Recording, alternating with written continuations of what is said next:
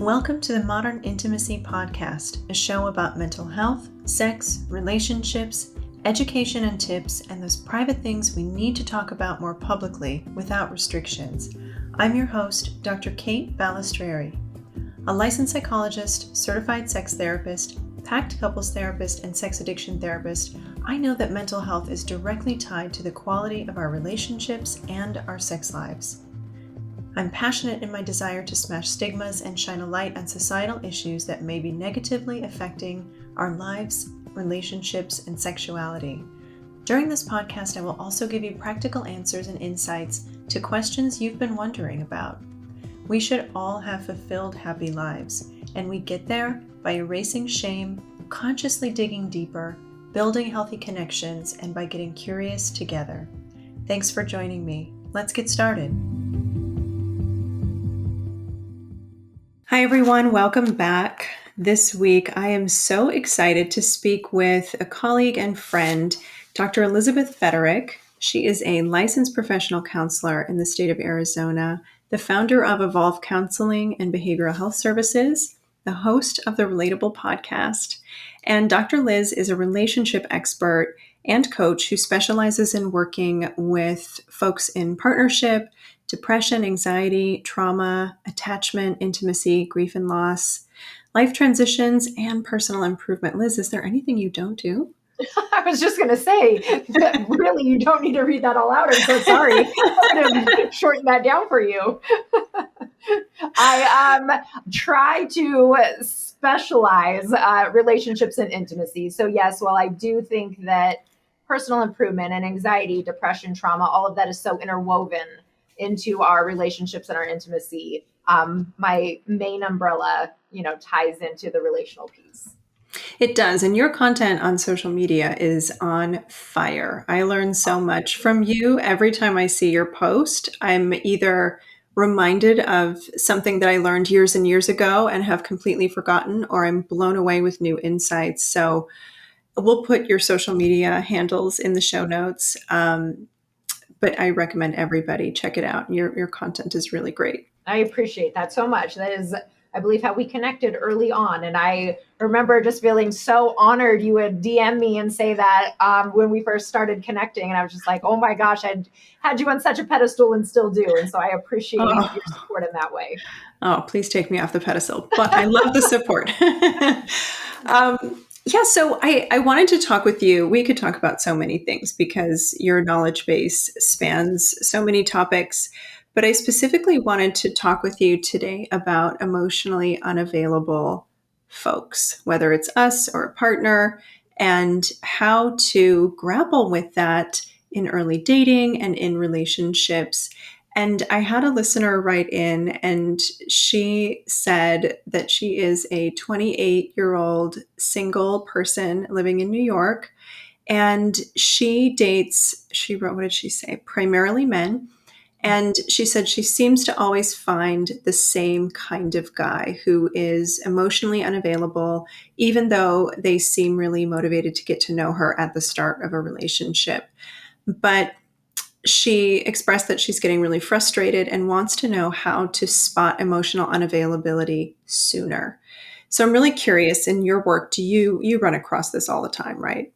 Yeah, definitely. And in my personal life as well, as I'm, out there dating and struggle with my own emotional unavailability from my traumas and from my upbringing. And I think that first and foremost, it's important to keep in mind that if we keep ending up with the emotionally unavailable partner, there's probably something going on with us as well in terms of being emotionally unavailable, that if that is what we are attracting. And again, speaking not at somebody, but with everyone who's listening, that I can relate to this as well.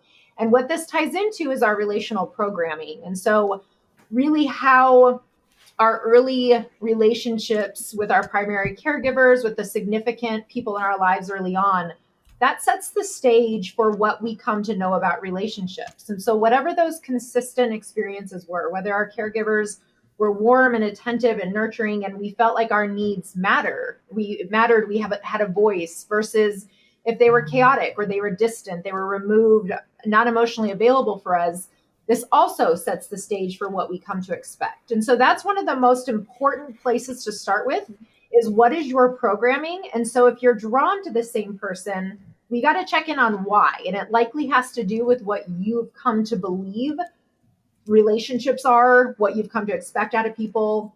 It really is your programming. It really is. And it's so unconscious. We're not given a script that says, here's the role you've been given in your relationships. We just play them out over and over again. And we show up the way we showed up with earlier caregivers and people in our lives, because that is how we literally learned how to be relational.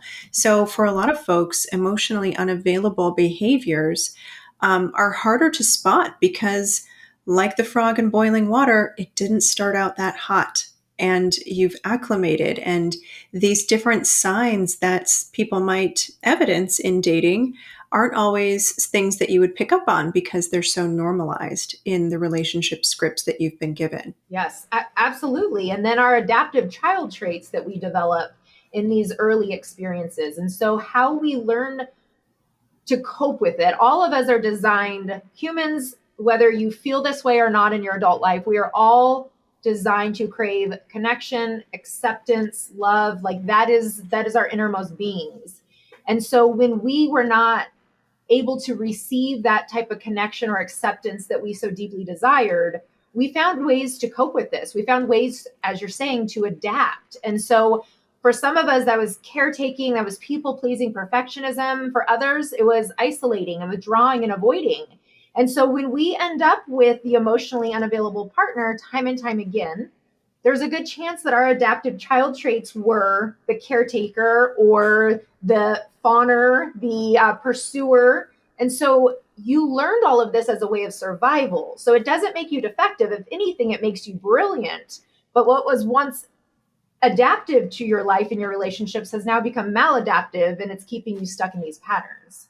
Yeah, and I think your point earlier about how we also have some unavailability within ourselves when we are partnering up over and over again with somebody who's also unavailable.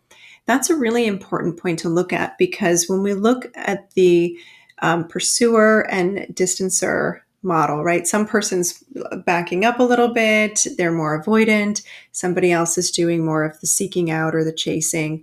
This is about how we regulate our nervous system often. And both can evidence these signs of emotional unavailability because they're both about regulation. And it's not a co-regulation or a mutual regulation or interactive, even though it looks on the outside like it's interactive because there are two people involved. It's really more about this illusion of connection and mutuality. But when there's that pursuer or distancer dynamic. Absolutely. And I want to touch on that further because that's such an important point of this, is that often these emotionally unavailable individuals, they almost get villainized, and they are treated as though they are intentionally trying to create harm, intentionally breadcrumbing, gaslighting, manipulating. Like, we can go through all the terms. Just because somebody is emotionally unavailable does not mean they are intentionally trying to hurt you. It means they very likely have found a way to survive, and you unfortunately have found them before they've been able to rectify that. And so before they've done their healing, before they've found healthier ways to be in relationship. And so that, I mean, as you're saying with the nervous system, that is often, not always, of course, but that is often what is going on, is that we are in relationship with other traumatized individuals who don't know how else to cope with it. And so they're not trying to harm you. They're trying to stay safe. Yeah. And for a lot of people, staying safe and preserving mental energy means being alone and not including other people in their process. And for other folks who regulate with other people more readily, they bring people into their distress, and that helps them feel better. And neither is right or wrong, good or bad. And boy, do they ever find each other. That's for sure. And it's a very frustrating process sometimes for people who have such polarized ways of coping, because inevitably they can push each other's buttons and neither gets what they need until they learn how to build that vocabulary and come together with the expression of things like boundaries and needs and a real commitment to negotiating for both people in the relationship or more, if the partnership includes more people, with everybody getting enough of what they need to feel safe again. Yes, I completely agree. And that healing, that's what contributes to our ability to be able to collaborate. And that's the term I so much rather prefer when I'm talking about especially the anxious and avoidant dance, is that let's focus less on compromising, which ultimately you each lose out on, and instead let's figure out a way to heal and collaborate, and so you Mhm. both are getting your needs met. Yeah. Well, let's talk about some of the easy to spot and not so easy to spot manifestations of emotional unavailability. Sure. So some things that are more obvious would be individuals maybe who have been single for a really long time. They don't enjoy physical touch or close contact. Maybe they're really inconsistent with their communication. So you hear from them sometimes, but then maybe it's days without hearing from them. Also, often these conversations are really one sided, or they stay really surface level. You might feel like the relationship is all about sex. Those would maybe be, I guess, kind of even heading on the spectrum to more obvious, but then starting to become less. Because even the interaction with somebody, when you first start engaging with them, let's say it's on a dating app or you're texting with somebody, you can almost always pick up on somebody's emotional intelligence and maturity and availability by how they're interacting, how they're engaging with you. Now, this is not to set unrealistic expectations, because I have to be really aware of that when I'm talking to somebody on a dating app, that I'm not talking to another therapist. So they're not going to reflect and validate and explore and all of those things. But I would like a follow-up question. And I would like to have some, response to what I've shared. And so often that would be some of the early, like even early signs, places to start is, what are those interactions looking like? Are they giving you one word answers? Are they not asking you any questions? Um, and a lot of people, talking to clients and stuff, and I'm realizing more and more, a lot of people look past that. A lot of people will continue to ask the next question and the next question without realizing this is not reciprocal. Yes, that's such an important point. And I think one of the most subtle ways to recognize if somebody is emotionally available or not. How curious are they about your inner experience and what makes you tick? Now, some folks may use those kinds of questions in a manipulative way to get to know you, but for the most part, if somebody is not coming to the dating process with malevolent intentions, then they are curious. They want to know who you are, and they're going to have a balance and a rhythm with you in terms of asking questions and sharing information about themselves. And it's a conversation that does feel really collaborative instead of one sided. But not having those questions come in your direction is something that a lot of women are socialized to expect. And so I tend to see this more so, not of course across the board, but more so I see it where in heterosexual relationships, women are doing a lot of the emotional labor in the relationship or in the dating process. And the men are sort of centering their own experience in the conversation without volleying back and forth. Now, obviously, there are gradations of that, and hashtag not all men, but it is definitely a theme that I hear a lot about. I wonder what you hear in your practice. Same thing. And also, like I was saying, in my personal life, that I see it firsthand, and then a lot of my clients that I talk to, and it is really interesting, because absolutely hashtag not all men, because a lot of my clients who I sit with are men, and who are saying the same thing. I had a client recently, and they ended up not working out. He had met somebody on the dating app, and he said, Liz, reflecting back, I went and looked through our messages, and I had asked almost all of the questions. Yeah. And I was, first of all, of course, so proud of him that I'm like, oh my God, that you went to even know to look through, kind of make sense of what happened. And that he caught that. I was so proud of him for that. But so I would say it is all genders that experience it. But also I do agree, from my personal experience, that there is an expectation for me to kind of carry the conversation, to ask the questions, to provide the nurture and validation in response to whatever stressor they share. And quite frankly, I'm not interested in that. So it definitely creates a barrier. Same. And I think that expectation doubles when you're a psychologist or a therapist dating in the world.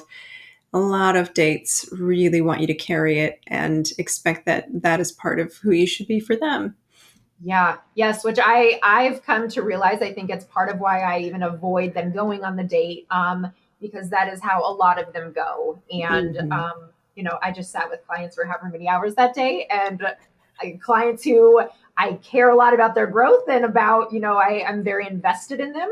And I don't feel that way about a first date. So it definitely, definitely gets tiring after a while. Yeah, it does. And to your point, I work with many men who will say the same thing. They're putting in a lot of effort in dating apps and asking questions and legitimately trying to get to know who the person on the other side of that two-dimensional experience is. And it's tough. I think dating apps give us a lot of opportunity to feel unavailable and for unavailability to just be a lot more evident.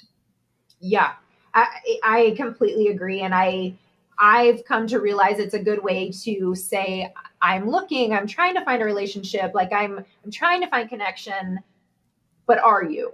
And I do think that it is really for the emotionally unavailable person. I think it is it's a thing to hide behind. It's a way to fit in with a societal expectation that if you're single, you should be looking for a relationship. Again, societal expectation. Um, but that you really don't, you don't have to put that much effort in. You really don't have to do a whole lot. You can remain unavailable, but you are at least appearing to do the work. So, what you just said is so important. It gives you the ability to look like you're putting in a lot of effort. Now, when people are really earnest in wanting to find a partnership or even a hookup, generally they're willing to put in a lot more effort at the start of a relationship or at the start of that courtship or getting to know you process, whatever you want to call it. Um, but that effort eventually is hard to sustain, and we start to normalize in our behavior again. What are some of the things that you've noticed start to go first when somebody is putting in a lot of effort at the start, but maybe is more unavailable emotionally, and that truth is going to come out? So important. And words, and a lot of words and not a whole lot of actions, is what we often see when somebody is not truly emotionally available, but they are trying to achieve a goal. And that's something to be aware of, because that can be a much less obvious sign, a very subtle sign that somebody is not actually emotionally available, when you're receiving a lot of love bombing. So it's a lot of compliments and praise, and you're so wonderful and you're so beautiful, but often really surface level, not really like, I really respect the passion you have for blah, blah, blah, because they probably don't know about your passion. And so these are a lot of very surface level compliments. I called somebody out the other day. I said, how many times have you used that line? Because that's not very original and it's clearly being used. And so when it comes across that way, really disingenuous, that is one of the first things to go, because they're not actually doing anything. They're not actually putting in effort. It's very easy to type those things or to use those words. So what we start to notice is that maybe they make a lot of promises. They talk about how wonderful you are. Maybe they talk about this future together. But then when you actually need something, they're not available when you go to call, or when you want that quality time, they have all these other responsibilities. And so that's something to be aware of. When there's a lot of words coming at you and not a whole lot of action, pretty big indicator. Love that. So true, because even if somebody has good intentions, if they can't follow through, if they're really mean what they say when they say it, but they can't follow through, that is so hard to navigate in relationships and can cause so much disappointment and resentment and frustration. But, the other thing that comes to mind for me around ways to spot emotional unavailability, and this might be a bit of a hot take, so I get people are going to disagree with me on this, but I generally have a pretty strong reaction when I don't know someone and they use cheeky nicknames with me. hey, Mm, gorgeous, hi, beautiful, hey, lady, hey, girl. Anything like that to me feels like they don't see me, and it's cheap, fast language that they probably use with everyone so that they don't have to make the emotional investment in thinking about who they're speaking with. And yeah. yeah, and yeah, to me, it's an immediate no if someone uses that as their open liner. It's such an ick, right? And that's so funny that you bring that up because I've been formulating whether I was going to do it as a story, as a post, but like I want to ask the question. I think I might do it as a story and do it as a survey. It's been sitting in my notes. How you respond with when somebody uses a pet name within the first couple sentences of getting to know you. Um, that is almost an immediate, which I get my emotional unavailability, okay, but that's almost an immediate unmatch for me because I'm like, ew, like Yeah. you don't know me like that. You don't we don't have that level of intimacy or safety. And I'm Mhm. not your sweetie. I'm not your Yes. honey. I am I'm a doctor of psychology and I own multiple businesses. Like keep your pet names to yourself. So that yes, I agree. I think that that is often a sign whether it is the emotional unavailability or it's just a sign of it's demeaning. Yeah, it's pseudo intimate, right? Rushing into Yeah. this imaginary uh, level of intimacy that really hasn't been established yet. Yeah. I agree. And that ties into even some of the more maybe forceful, like to me, again, like you're saying, it could be controversial in the same way that you're saying that statement could be. Even when somebody asks, like, when are you available within the first couple sentences? And to Hmm. me, I'm like, available for what? Like, you're going Right. to need to clarify what you mean because that also is seems very quick pseudo intimacy, I guess, in my opinion, as well. I agree 100%. For me, those are immediate unmatched Right. interactions. I don't even respond. Right. Which, and I had somebody on my podcast the other day, and she has a podcast on dating as well, and she was talking about that for some people it's a red flag, or it appears that somebody is emotionally unavailable when they don't ask within a certain amount of time. Do you want to get together? Do you want to spend time together? So I get that it can be looked at. It's again the Yeah. lens through which we're looking at, but we have to keep in mind going back to our relational programming if somebody is that kind of like aggressive and clearly trying to get whatever their needs met, and you have this moment of, well, I don't want to say no, or I don't want to offend them, I don't want to upset them, that's a really good indication that your relational programming is being activated and that you might just be responding out of that programming versus like this actually feels safe and healthy to me. Yeah, great point. It's so important to listen to our body's reaction here. And if it feels familiar, and or if it feels disproportionate, it's probably related to that early childhood conditioning.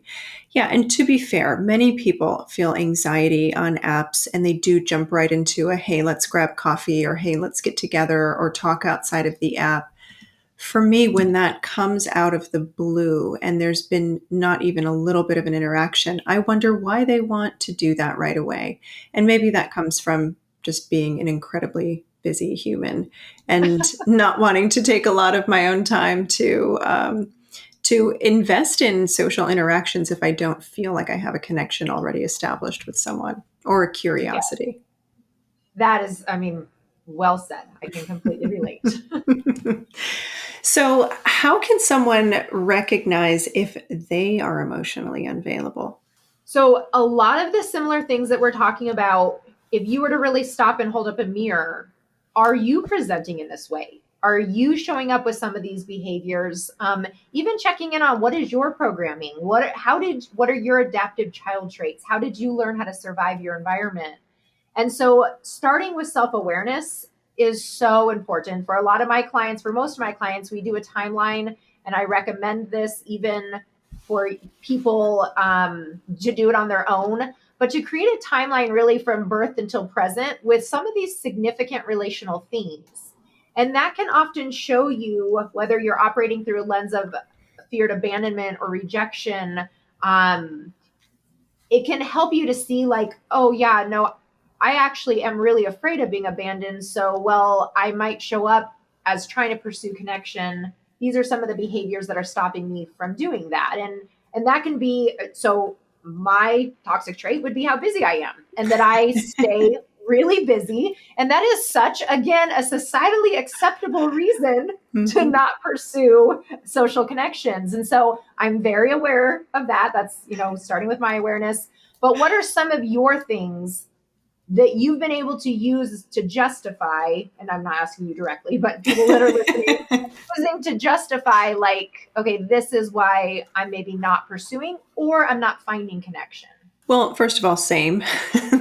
Work and busyness are definitely the ways that I play it safe in relationships sometimes, or in dating, because it is a lot easier to stay productive, in air quotes, than it is to be vulnerable or to feel disappointed again. And I think a lot of people who grew up being in service of other people's emotional needs adapt in that way, because if I'm doing this thing that is so socially sanctioned, if I'm volunteering or seeing my friends or doing all the things and I'm so busy I just don't have time, that is a very strong protective mechanism to ward off the disappointment of not being met yet again.